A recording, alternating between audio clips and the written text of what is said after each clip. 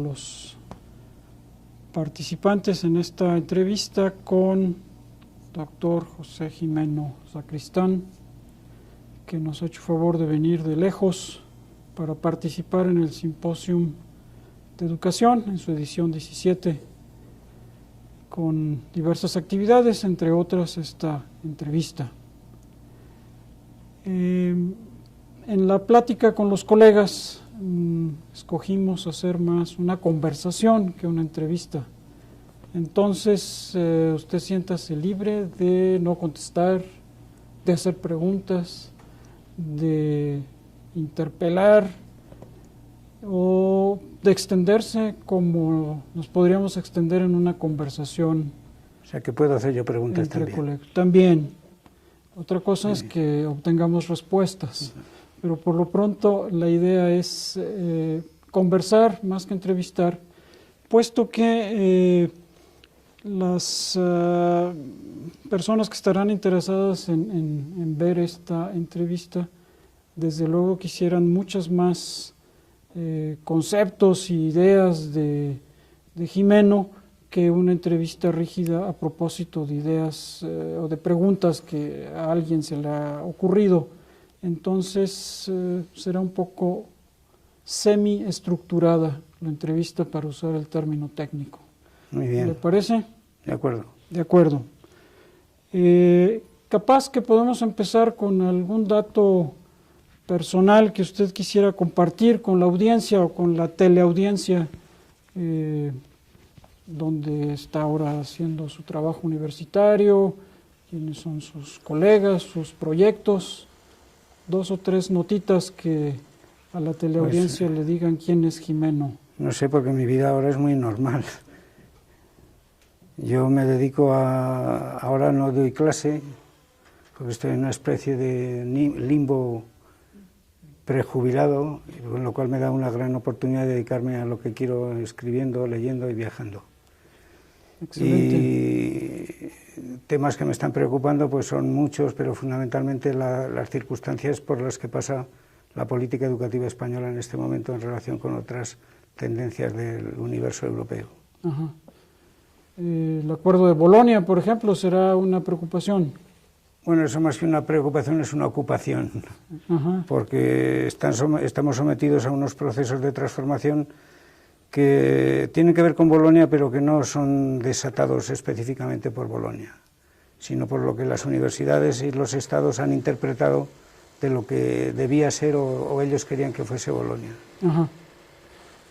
Bolonia es un punto de partida, no un punto de llegada, y ese punto de partida, digamos que es un intento de homologar las universidades europeas en cuanto a la validez de sus títulos, la duración de los mismos y, como yo digo, la moneda de intercambio, que es el crédito europeo, que se reconoce al estudiante un mérito reconocible en cualquier estado de la Unión Europea.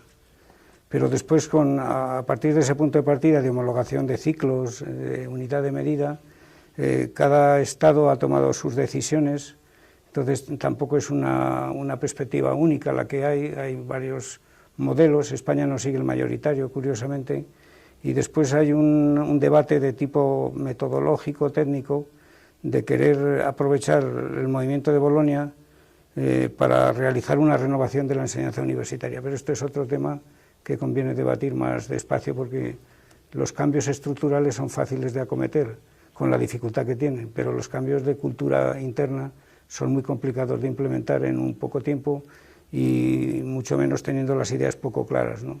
Ajá. A lo mejor nos puede ayudar también a los mexicanos algunos rasgos constitutivos o por lo menos descriptivos de la cultura universitaria española, que si bien algunos conocemos por diversas fuentes, pues quizá algunos de nuestros alumnos y profesores no estén familiarizados. Si nos pudiera comentar 2 o 3 de esos rasgos para comparar con el cambio, ¿cuáles de esos rasgos? Yo soy un eterno insatisfecho, y entonces los rasgos que detectaría, cuando salgo fuera me doy cuenta de las cosas buenas que tengo. Ajá, pues estamos afuera. Cuando estoy dentro soy más sensible a lo que podría hacer si no se hace, ¿no? Rasgos, así pensando, repentizando, diría que la Universidad Pública Española es una universidad pública de gran extensión cuantitativa, porque somos el país, si no el que más, de los 2 o 3 primeros de la Unión Europea en cuanto a número de estudiantes universitarios por 1000 habitantes. Entonces, España ha sufrido un proceso de expansión muy rápido de la enseñanza superior, y eso adolece de problemas cualitativos, de carencias cualitativas, de funcionamiento estructural que son muy notables. Después España, esto podría ser mal interpretado, pero trataré de explicarlo. La universidad se rige por una democracia que a veces dista de ser democrática. No porque no se ejerza, sino porque la democracia sirve como excusa, curiosamente, para no tomar decisiones que hay que tomar, porque los colectivos defienden en sus convivencias, defienden intereses que no siempre son los generales. Entonces, es una universidad que funciona democráticamente, pero que tiene defectos en ese tipo de planteamiento. Y después hay un problema serio, que es la transición de la universidad al mundo del trabajo, que es complicada para los jóvenes, que tienen serias dificultades en hallar un empleo en relación con los estudios que han cursado. Este es un problema general, y entonces hay que optar por una universidad elitista o por una universidad masificada, y de momento, estando tan mal las cosas para el empleo juvenil, yo prefiero que sigan en una mala, entre comillas, universidad, a no estar en un buen paro laboral. Entonces es una universidad que se ha democratizado al mundo de las mujeres. En este momento las mujeres son mayoritarias a los varones en el sistema universitario. Es un sistema que está muy, dicen los expertos internacionales, muy escorado hacia las humanidades y ciencias sociales, y menos a las carreras de tipo técnico, que son las que interesan en este mundo del trabajo y del conocimiento rentable, ¿no? Después, si se me ocurre alguna cosa más, lo digo sobre la marcha. Y de estos rasgos, la cultura que habría que cambiar, ¿de dónde a dónde habría que cambiarla? Pues yo creo que... ¿De qué hábitos, a qué otros hábitos, por ejemplo? Hay una cultura pedagógicamente obsoleta, porque está muy centrada en la transmisión del conocimiento de forma tradicional, lo cual no estoy de acuerdo en que la alternativa sea la universidad virtual o la universidad de poner documentos sin ver al profesor. Y hay un problema de relaciones individualizadas con el estudiante, ¿no? Hay unas clases masivas.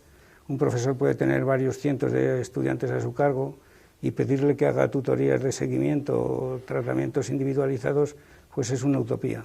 Entonces estamos abocados a que el alumno está siempre descontento por naturaleza, y quien piense algo en cómo funcionan los sistemas y cómo podrían funcionar se siente inevitablemente insatisfecho. Yo las directrices que creo que deberían seguirse son una universidad responsable, que analice sus rendimientos internos, pero no de la forma que lo están haciendo, podemos precisar esto más adelante, y que se rehaga la autoridad científica y del pensamiento, ¿no? Que no puede votar en las mismas condiciones de igualdad un profesor recién ingresado que un profesor que lleva 20 años, no porque lleve 20 años, sino porque se supone que tiene una experiencia y un dominio de la situación. Y en ese sentido hay un democratismo, entre comillas, que no facilita precisamente el establecer equipos con rendimiento claro, evidente, y proyectos donde la gente sepa cuál es su competencia. Capaz que con estos elementos podría usted ensayar alguna comparación con América Latina, de lo que usted conoce, o puesto que en América Latina también hemos recibido este impacto de las competencias, de este mundo del trabajo que entra a la universidad de manera hasta desordenada y a veces hasta presionada por los financiamientos internacionales. No tenemos un acuerdo de Bolonia, pero sí tenemos un Banco Interamericano de Desarrollo que es peor que Bolonia. Que es peor que Bolonia, porque no viene de universitarios, sino viene de economistas, y no necesariamente del mejor cuño. Yo, si me permites la vulgarización, diré que 2 palomas o 2 tomates son 2 palomas y 2 tomates, pero cada uno de ellos es totalmente diferente. Entonces las universidades latinoamericanas son iguales que las otras universidades, pero son distintas, claro. Las culturas internas. Aquí tenéis el Banco Mundial, nosotros tenemos la Comisión Europea, que es otro Banco Mundial, pero de otra manera, ¿no? Y estamos sujetos al dominio de estas fuerzas que en el cambio del siglo XX-XXI se han convertido en dominantes en el pensamiento y en las políticas educativas, ¿no? Los acuerdos de Bolonia son unos acuerdos vamos a ver, Europa ha llevado una política de conjunción de políticas parciales en el campo de la defensa, con la OTAN, aunque no solo es europea, con la integración económica en el mercado único, hace poco tiempo con el euro, con la instalación de una moneda única, y la convergencia cultural, la homogeneización cultural se ha intentado, pero es imposible. Digo que es imposible no porque no sea deseable y ya hubiera que hacerla, sino porque cuando entramos en la cultura, la riqueza de Europa es la diversidad. Y homogeneizar lo diverso es muy complicado. La señora Merkel, la presidenta de Alemania, quiso poner en marcha un proyecto para hacer un libro de texto que sirviese para el bachillerato europeo.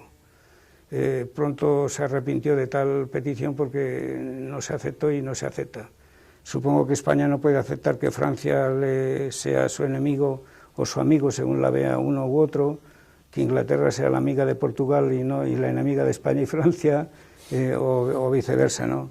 Es decir, hacer la historia común europea es muy complicado porque los nacionalismos siempre presentes, la visión parcial e interesada es muy complicada. Y habría que hacerlo, pero es muy difícil. Esto es una anécdota, pero yo creo que el conocimiento es el campo donde más acuerdo podemos encontrar los distintos tipos de expertos e intelectuales que nos dedicamos a las tareas intelectuales y de pensamiento, ¿no? Es decir, al fin y al cabo, lo dicho en un sitio está contrastado en otro y los equipos, los intercambios, yo vengo de Valencia, tú puedes ir a cualquier otro sitio y, como yo digo, somos la profesión más globalizada del mundo. Me temo que en los aviones solo hay representantes de empresas y de universidades viajando de un sitio para otro, para tribunales y para... Entonces es un reto importante, pero muy difícil de llevar a cabo la conjunción de políticas. Donde ha habido una conjunción es en el mandato vertical desde la Comisión Europea, que se ha ido precisando cada vez más hacia un modelo empresarial de universidad, hacia una universidad orientada a la producción, hacia una universidad controlada por la eficiencia y a ser una universidad donde cuenta la selectividad fuerte más que la promoción, la búsqueda de talentos singulares más que la remoción general de la cultura, que es inherente a la universidad, desde luego buscar las minorías. Pero digamos que el discurso nos lo han deteriorado o lo han escorado hacia los aspectos estrictamente aplicativos, de acuerdo con la mentalidad neoliberal económica que ha reinado en las últimas décadas, ¿no? en Europa y en Estados Unidos, y por lo tanto en el resto del mundo, porque son las dos economías más potentes, o las dos fundamentales. Desde este punto de vista estamos en una situación de pensamiento economicista, de pensamiento practicista, y ya que has tocado el tema tabú, que a mí me resulta muy querido, aunque muy odioso, ese tipo de confluencia de tipo económico y globalizado necesitaba un instrumento mental y un instrumento técnico para hacerse operativo en la realidad. Y ese ha sido el invento, que no es un invento, es un recordatorio de otros inventos que